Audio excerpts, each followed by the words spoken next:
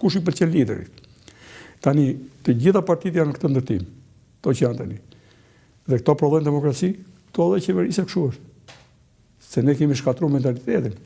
Shqiptarët e kanë njohur demokracinë e vërtet jashtë. Këtu jo. Kjo pjesa tjetër 47,%. 57,%. Po dhe vendimet kur merren në një ndërmarrje merren minimumi 51%. Sikur gjysma shqiptarëve kishte votuar, mund të certifikoheshin të zgjedhje. Por mua moralisht duheshin certifikuar. Mbase shqiptarët do kishin interes votonin, po këta ja hoqën atë. Tani dhe i dërguan jashtë me politikën e tyre, se u lodhën njerëz.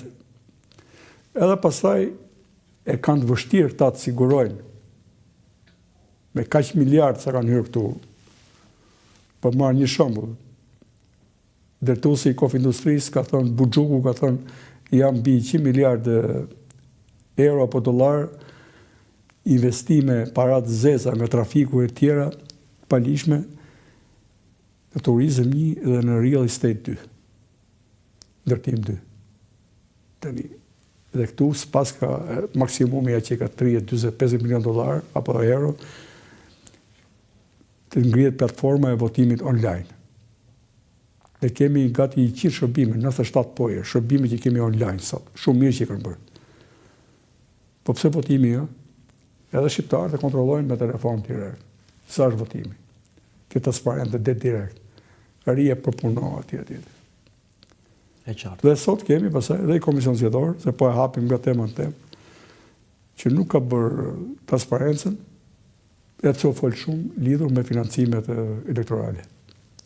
Pra, përveç që kodi është i capërluar nga ana morale, nuk shpreh sovranitetin dhe nuk çon dhe demokracisë, me kushtetut dhe me ligj e kemi që partitë që nuk funksionojnë në mënyrë demokratike janë të jashtëligjshme, por me kodin zgjedhor i kemi kemi forcuar jashtëligjshmërinë, pra ky kod zgjedhor është antikushtetues dhe antiligjor gjithashtu. Po në krah tjetër nuk zbatojmë as ato që kemi atje të parashikuara, që 2 muaj pas zgjedhjeve duhem bërë prezent. Se vetëm këta e din, po edhe unë mund të marr parat palishme dhe marrë pak. Po se kam pranuar edhe. Edhe ju dhe vetëm. Edhe firmat i marrë.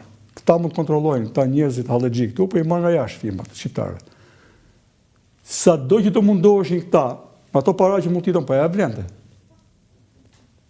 Aja blente që ta bëjmë këtë punë, të bija në nivelin e tyre. Se nuk është drejtësia, maskaralliku më maskarallik, ta që është drejtësia, është hakmarrje pasaj. Po drejtësi, siç duhet, dhe njeriu drejton me anë të shembullit. Dhe kur ka fjalë dhe vepra, dhe këta ne po flasim për ata që kanë vepruar, ata që kanë folur nuk po i gjykoj. Ai është opinion pasaj, për gjithë secilin që është i lirë të thotë. Ka fjalë dhe vepra, unë shoh veprat.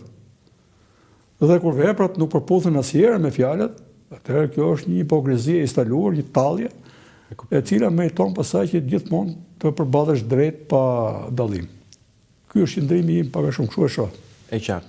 Gjithashtu, zoti avokat, ditën e sotme do të ndalemi edhe tek kryeprokurori sapo zgjedhur, Klodian Braho. Si mendoni, zoti avokat, si vlerësoni ju zgjedhjen e Klodian Brahos në këtë pozicion të ri, i cili ka marrë mandatin e tij të radhës 3 vjeçar, ku do pasoj postin e Altin Dumanit?